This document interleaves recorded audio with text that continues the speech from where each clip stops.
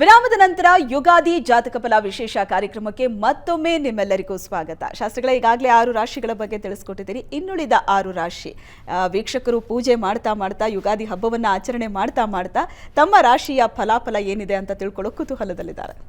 ಇನ್ನು ತುಲಾರಾಶಿಯವರಿಗೆ ದಿವಸ ನೋಡಿ, ಕೆಲಸ ಕಾರ್ಯಗಳಲ್ಲಿ ನಿಮಗೂ ಕೂಡ ಪರಿಶ್ರಮ ಜಾಸ್ತಿ ಇರ್ತದೆ, ತೊಡಕು ಬರುತ್ತೆ.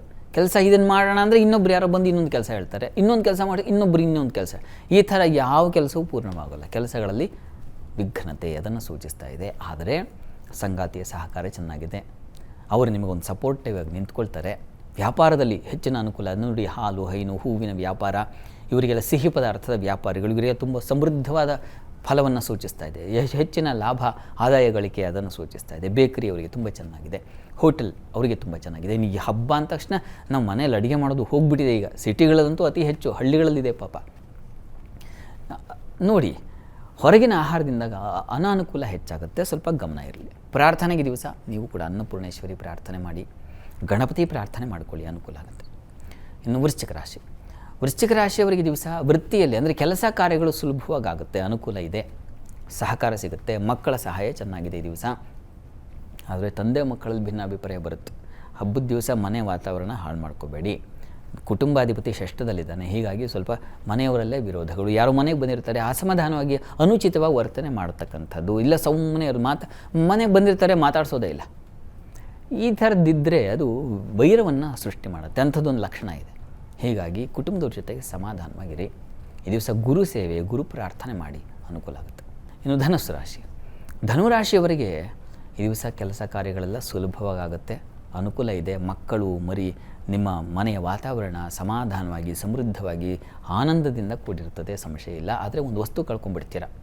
ಹಬ್ಬದ ವಾತಾವರಣ ಇನ್ಯಾರೋ ಬಂದಿರ್ತಾರೆ, ಮನೆಗೆ ಬಂದವರು ತೊಗೊಂಡ್ರೆ ಹೇಳೋಕ್ಕಾಗಲ್ಲ, ಕೇಳೋಕ್ಕಾಗಲ್ಲ, ಅನುಭವಿಸೋಕ್ಕೂ ಆಗಲ್ಲ, ಅಂಥದ್ದೊಂದು ವಾತಾವರಣ ಇದೆ. ವಸ್ತು ನಷ್ಟತೆ, ಕ್ಲಿಷ್ಟತೆ, ಸಂದಿಗ್ಧ ವಾತಾವರಣ ನಿರ್ಮಾಣವಾಗಿಬಿಡುತ್ತೆ, ಅಂಥದ್ದೊಂದು ಸಾಧ್ಯತೆ ಇದೆ. ಈ ದಿವಸ ಕಾರ್ತವೀರ್ಯಾರ್ಜುನ ಸ್ಮರಣೆ ಅದು ತುಂಬ ಸಹಾಯವಾಗುತ್ತೆ. ಇನ್ನು ಮಕರ ರಾಶಿಯವರಿಗೆ ದಿವಸ ಕೆಲಸ ಕಾರ್ಯಗಳು ಸುಲಭವಾಗುತ್ತೆ, ಸಹಕಾರ ಸಿಗುತ್ತೆ. ಯಾರು ಮನೆಯಲ್ಲಿ ಬಂದಂತಹ ಬಂಧುಗಳ ಸಹಕಾರ, ಮಿತ್ರರ ಸಹಾಯ ತುಂಬ ಚೆನ್ನಾಗಿದೆ. ಮಿತ್ರರ ಜೊತೆಗೆ ಒಂದು ವಿಹಾರ, ಪ್ರಯಾಣ ಚೆನ್ನಾಗಿದೆ, ಸೌಖ್ಯ ಪ್ರಯಾಣ, ಹಬ್ಬದ ದಿವಸ ಒಂದು ದೇವಸ್ಥಾನಕ್ಕೆ ಹೋಗೋಣ ಅಂತ ಇದೆಲ್ಲ ತುಂಬ ಚೆನ್ನಾಗಿದೆ.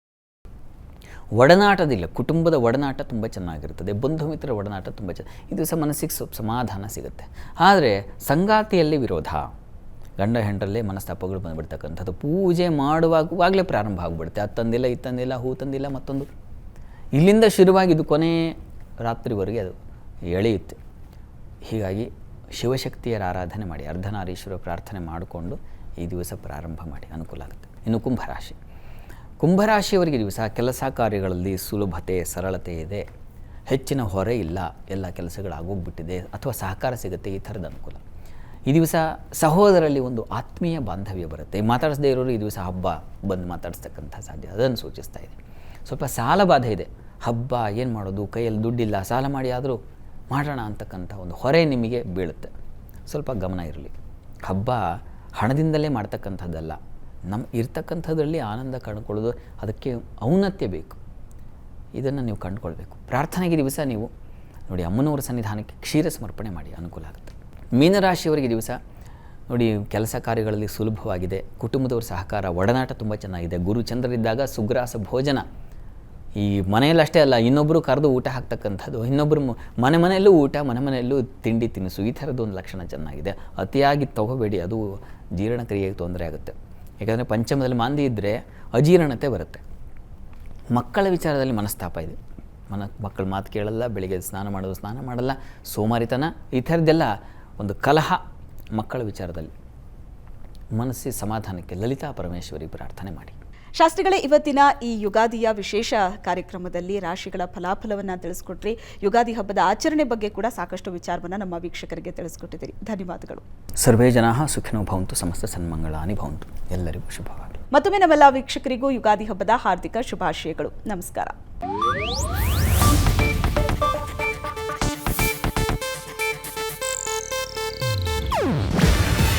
ಇದು ಏಷ್ಯಾನೆಟ್ ನ್ಯೂಸ್ ನೆಟ್ವರ್ಕ್ ಪ್ರಸ್ತುತಿ.